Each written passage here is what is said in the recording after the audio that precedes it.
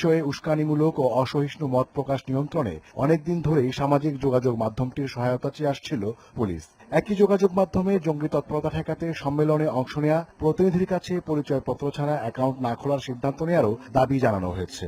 সবশেষ এসব বিষয়ে একটি এমওইউ স্বাক্ষরেরও প্রস্তাব দেয় পুলিশ। আমরা চেয়েছিলাম তাদের সাথে একটা এমইউ করতে, কিন্তু তাদের নীতিমালা কোনো দেশের সাথে এমইউ করে না।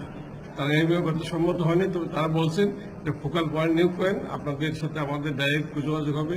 এই ধরনের ইস্যুগুলি যখন আসবে সরাসরি যোগাযোগ করলে তারা আমরা যেটা চাই জনস্বার্থে সেটা তারা সহায়তা করবে।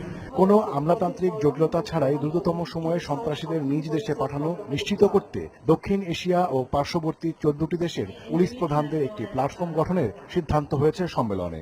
এছাড়া যেকোনো জঙ্গি ও সন্ত্রাসী হামলার পর বিশেষজ্ঞ ও প্রযুক্তিগত সহায়তা দেওয়া সহ আরো 16টি বিষয়ে যৌথ ঘোষণায় স্বাক্ষর করেছে সম্মেলনে অংশ নেওয়া দেশগুলো।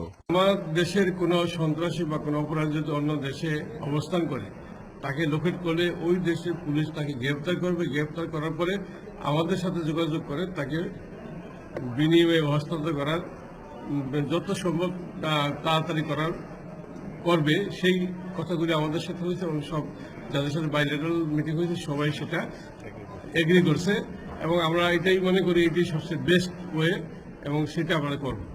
এদিকে সমাপনী অধিবেশনে অংশ নিয়ে পররাষ্ট্র প্রতিমন্ত্রী আবারও দেশের মাটিতে আইএসের অস্তিত্ব না থাকার কথা জানিয়েছেন। For terror attacks faced by the country in recent years, we have found that those were conducted by homegrown outfits.